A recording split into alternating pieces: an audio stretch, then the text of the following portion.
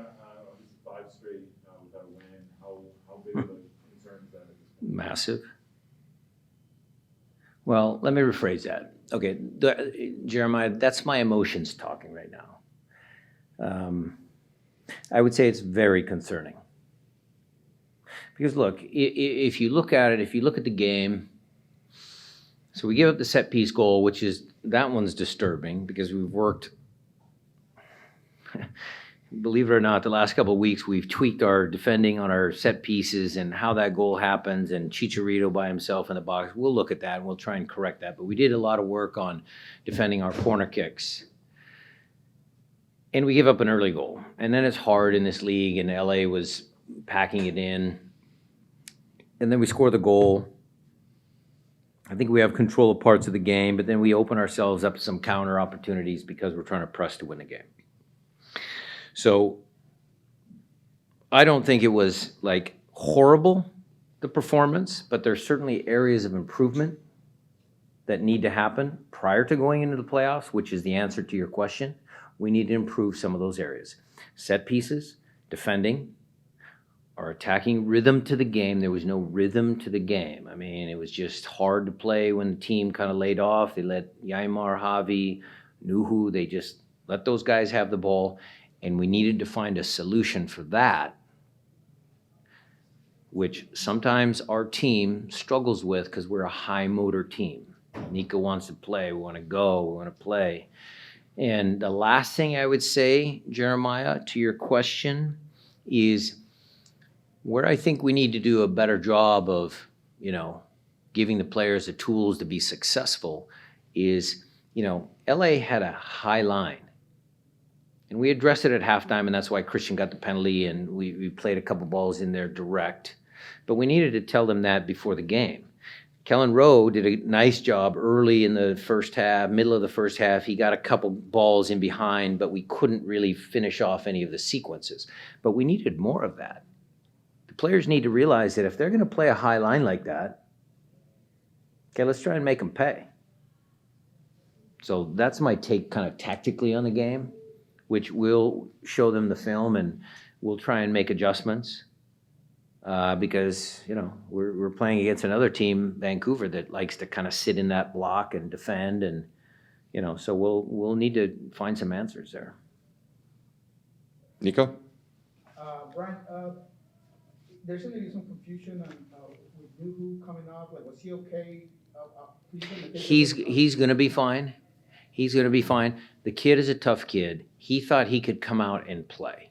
He was trying to do whatever he could to get on the field and play. He got hit in the back of his leg.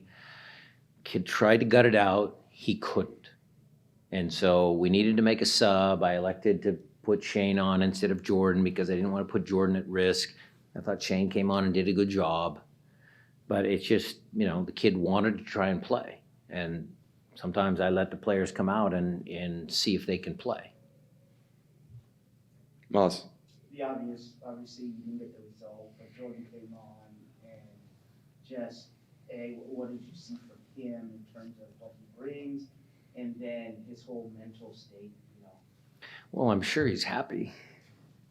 I didn't hear all of his interview, but I hope he was in a decent mood. I mean, look, the mood is subdued because it was a loss. Let's just call this tie a loss, right? But he personally has to feel good because I think he looked strong, powerful. I mean, he doesn't need to foul guys when he puts them under pressure because, they're so afraid of him that, just let the play run its course. He's faster than them. He earned that one corner just by, doing the hard work and getting around the guy, and, he can do that instead of letting him off the hook. But that's stuff that he's going to get. I mean, he's going to get there. The challenge is, again, like when Raul came off and, I wanted to get him on. Does he play up front now? Does he play underneath? Are we going to play with two forwards, him and Freddie for Vancouver? I mean, we'll make those determinations, when we watch the film. how's Raul? He's okay. He's okay. He just felt it on that play. I mean, it was a good ball by Kellen. He just felt it. He'll be fine. I don't have any other. I just got He'll be fine. He did not blow out his hamstring. Yeah, You know we He- gotta ask. Yeah, no, it's fine. Mickey. What'd you think of Nico's performance? Got a nice run out, Good. kind of integrating him back into the team as a starter. The one on that one, Mickey, is going to be, let's just see if his knee doesn't swell up after this game. That's the true test, because he ran out 75 minutes. He's getting a little tired towards the end there. That's why we took him out. I mean, it's good to just build his fitness for that amount of time.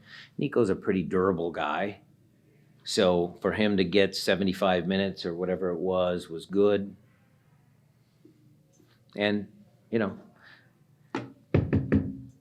no issues with the knee. He'll start again, and we'll keep going. Go upstairs to Zoom. Matt Winter, I see you have a question or two. Go ahead and take it away. Alonso Contreras. Thank you, Matt. How are you, Coach? Coach, I would like to ask you two questions. The first one is, were you surprised how LA Galaxy was not pressing your defenders and let them have the ball? And since you have Jordan Morris back using his speed, it could be a way to break those tactics like LA did tonight. I was not surprised that Galaxy didn't press full out because, look, Chicharito is a tremendous attacking player, but he's not good at really chasing and pressing like a New York Red Bull or a different type of team. They're LAFC. They're just different. And so we knew that they were going to sit in that mid-block. So that's the first answer. And then, yes, Jordan Morris is going to help us with his speed. But where he starts his movements from is where we have to figure out what's best for the team, Alonso. When he played 4-2-3-1, he came off the left wing and it was coming inside. Do we try that again? Do we play him in our little house shape on the left and he can float in that pocket of space from a little deeper position? Jordan hasn't really played center forward in quite some time. So we'll work through those things and try and find a good pair with him or find the right system for him. And he's going to be effective for sure. Matt Pence. Coach, how do you weigh the challenge of working Jordan back in and doing what's best for him at this stage while also kind of weighing how important these games are? Because I'd imagine this isn't really an ideal time of the season to try to get somebody up to speed this late in the game. No, it's not, but he's a vital part of our team. I mean, he's such a huge talent that I would be remiss or not doing my job if I didn't figure out a way how to get the kid on the field. So, that's our job as a coaching staff, and we'll work on it, Matt. We've got a couple days. We've got 3 days of training, and we'll try and get him incorporated with him and Nico on the field. And then, we'll go from there. That appears to be it from Zoom, so I'll hand it back to Alex. Any final questions here in the room from the group? Jeremiah? Yeah, could you just kind of speak to sort of the attitude going into the Whitecaps game and how big that is? It's Cascadia Cup. It's second place. It's who knows what Sporting KC is going to do midweek. I mean, Jeremiah, these games, this league has really set itself up for Decision Day. I actually love Decision Day. I think it's great. I mean, the excitement is building for a sports fan. Now, look, I'm a little down right now because our team drew today. Would have been way easier for me if we would have won. But for the normal fan, I mean, it's great. It's got highs and lows and highs and lows, and each game in the East or the West, each game that a team wins or loses has a knock-on effect to other teams below or above. So it's a critical game. Critical. And then the last thing I'll say is, again, what I told you guys in the scrum or whatever, what's really critical for me, Jeremiah, is that we play better in that game. The outcome is going to be the outcome. Certainly we're going to go up there and try and win. But what I really need the team to do is to play up to their potential, because if our team plays up to their potential, we're going to win more games than we lose. I don't believe that we've played up to our potential here in this last stretch of games. Anything else from the group? Mickey? Yeah, just looking forward, what do you think you have the time to kind of incorporate all of these players that are coming back?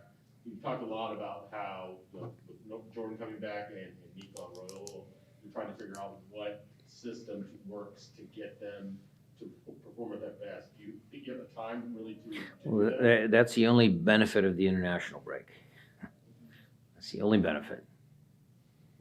So we'll have training days where you can go, but you know as well as anybody, Mickey, that what you do on the training field or what you write up on the chalkboard somehow doesn't always manifest itself out on the field.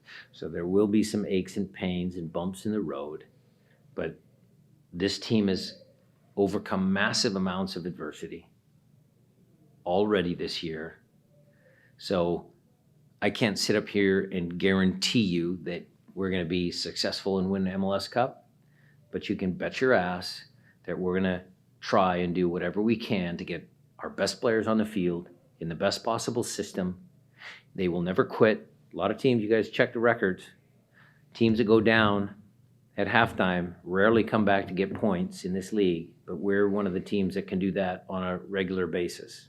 Home or away, it's hard. When teams score the first goal in this league, they usually, most of the time, come away with maximum points. So I'm proud that the guys never quit. Javi's last, I don't know how the guy saves it. We never quit. Some more half chances in there, the guys never quit. So that to me is what I can guarantee. They're never going to stop trying to win.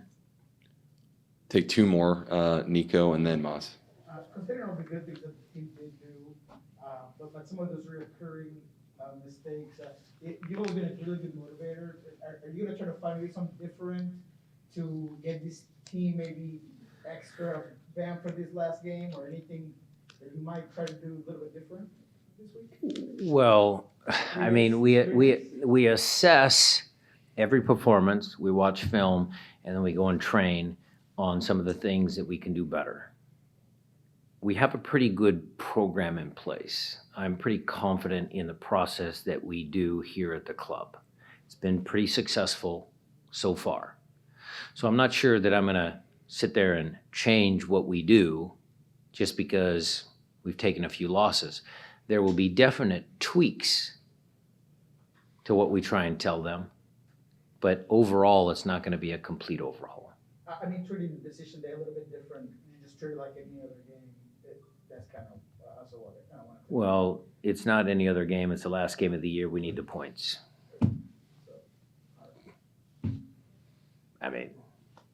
Maz. Yeah, and wrapping it all up in terms of the team's resilient when it comes back, coming to decision days, there's something in the messaging about let's not wait till the other team scores. Yeah.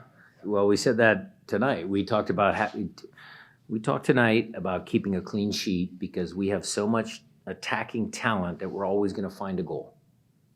So our objective is always to get a clean sheet. That was talked about. We worked on our defending this week. We've worked on our set piece defending, but again, it's sports. Credit Chicharito, credit the ball, credit whatever, but we'll try and do better to make sure it doesn't happen again.